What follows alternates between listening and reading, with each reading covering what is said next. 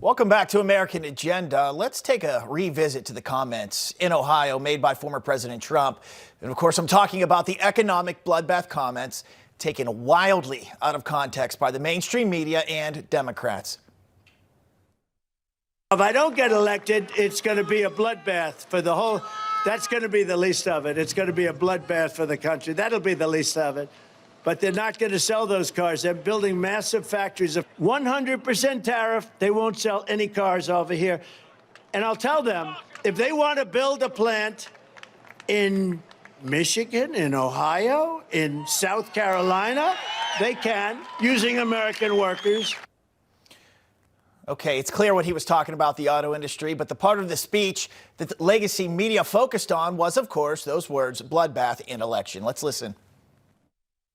These idiots on Twitter, these idiots on cable news, these idiots on Sunday shows going, well, presidents, he was talking only about the auto industry, and this is one more. It's just bull. No. This is exactly who Donald Trump is. We saw him call on his supporters to storm the Capitol 4 years ago, and he's doubling down, promoting violence this time around. What I heard was a continuation of the same rhetoric, the same endorsement of political violence that we've seen from Donald Trump for years. They are always trying to smear the former president while he's trying to fight for the American worker. Left-wing media completely glossed over the part where Trump talked about the fact 34% of the auto manufacturing industry has abandoned the United States, states like Ohio and Michigan, and moved down to Mexico and other countries abroad. They never even talked about it, and that's the problem here.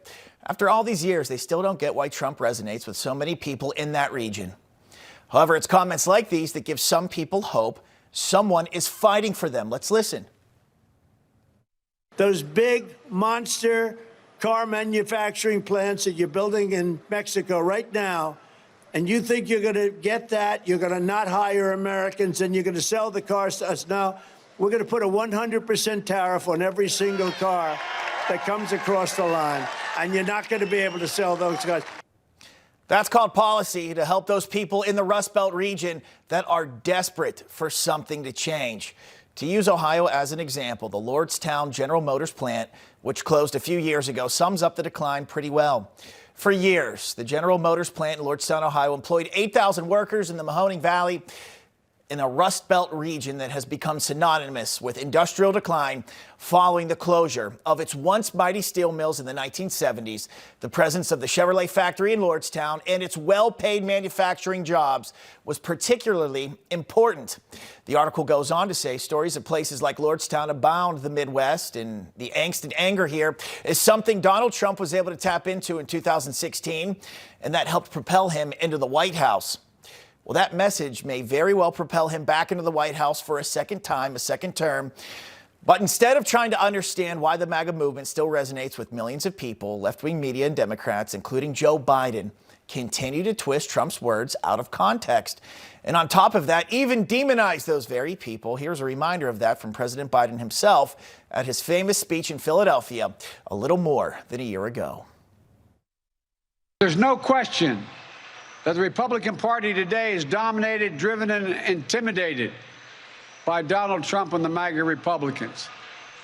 And that is a threat to this country. Now, Trump is going to be the GOP nominee once again unless something crazy happens. Clearly, his message hits home with pretty much half the country, Katrina. They still don't get that, though.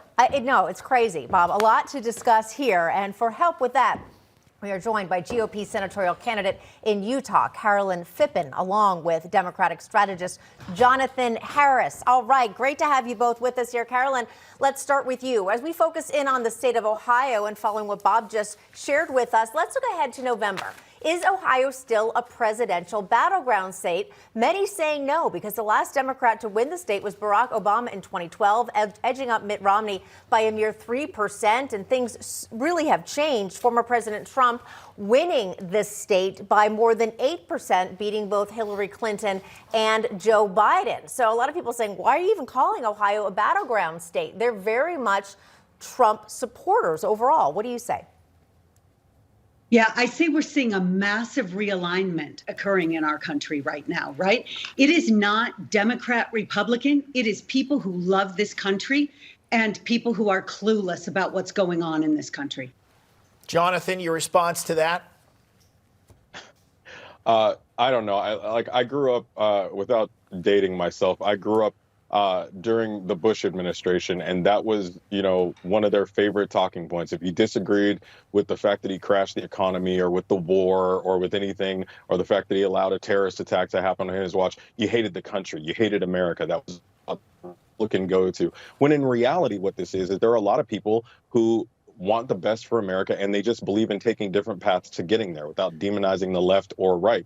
And in this situation, look, I mean, we don't know which state is a battleground state. We don't know that until we have the data to look back at. We don't know. But I do think that there are a lot of people who don't want to vote for Donald Trump because of the rhetoric, because of the legal issues, because of the, saying you would, invite an enemy nation to attack NATO nations. There are a lot of legitimate reasons that don't involve hating the country or not knowing what's going on for people not to support Donald Trump. I mean, Donald Trump himself said someone under investigation or in the middle of court cases like he is right now, nowhere near this many, shouldn't be allowed to run for president because it would compromise them. Countless conservatives said that when it came down to Hillary Clinton. They said that, if you're in the middle of investigations, you could be compromised and you shouldn't be allowed to run for president. So, it's not hating the country. I know that's a favorite Republican talking point. It's not hating the country. It's not knowing what's going on. It's just a legitimate issue with a candidate that is clearly, even if you like him,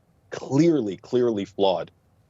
A lot of people, Jonathan, we have very different opinions as you do. And again, we totally understand and respect people with different opinions. But I know a lot of our viewers would say, what are you kidding? And they're big disagree. Trump fans. And again, 100%. we're not going to 50% of the country. All right, I thought that was pretty diplomatic. It was. I'm just giving a caveat here. All right, so let's switch gears here. Thanks, Jonathan.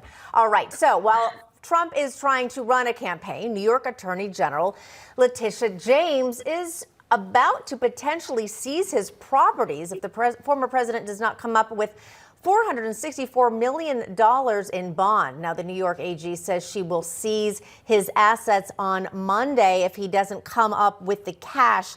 And we know, Carolyn, that the president has had a very difficult time getting that cash. I'm already thinking of Jonathan, who's going to say, but he's supposed to be a billionaire. Why doesn't he have all this money? A lot of people who are billionaires and beyond, well, I guess, are billionaires and beyond, but people are asking that.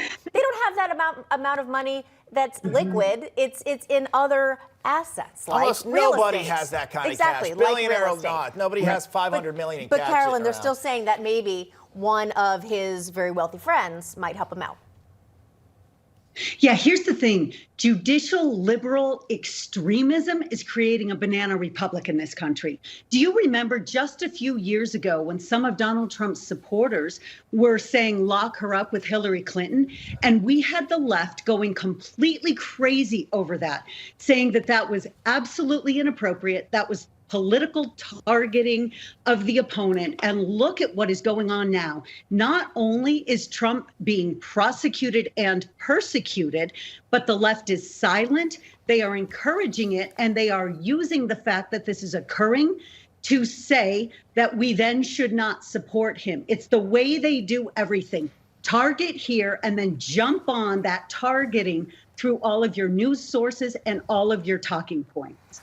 It is atrocious and has never happened in the United States of America before today. And that should scare every single one of us. Yeah, Jonathan, when you hear businessmen, like prominent businessmen across the country, Kevin O'Leary saying, oh, this is how real estate deals are done, you could potentially open up this law against everybody here that does building development in the city of Manhattan here. Now, how's the American public supposed to look at this lawsuit and take it seriously?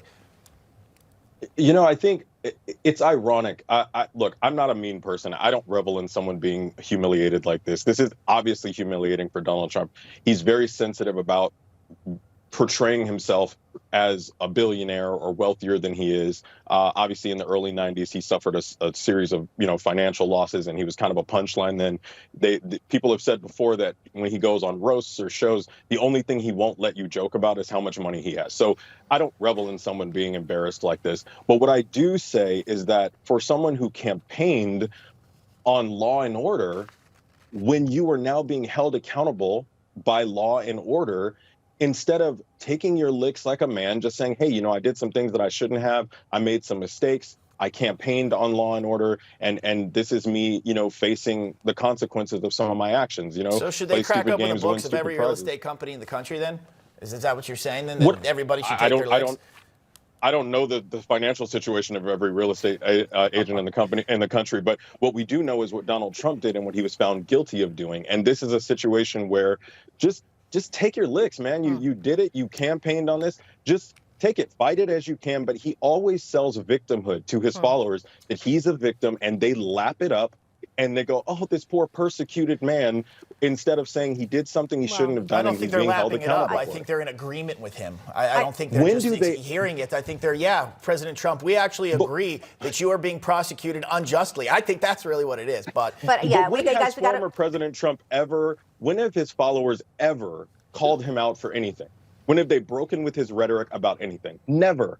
Well, Democrats do that to Biden all the time. Democrats do that to President Biden all the time. I haven't seen that, but yes. I know we got Jonathan, and I'm sorry, we're not trying to give you a hard time. We're out of time, so I'm sorry, sure. But I'm just going to say with former President Trump and this ridiculous almost $500 million, there is the 8th Amendment, which seems like it should be protecting him. Again, excessive bail, but also. Victimless crime, says pretty much everybody involved. It is a victimless crime. Banks, everybody. All right, I'm going to leave it there. That was my final word. Carolyn Phippen, Jonathan Harris, we appreciate your conversation. Thank you. See you next time, John.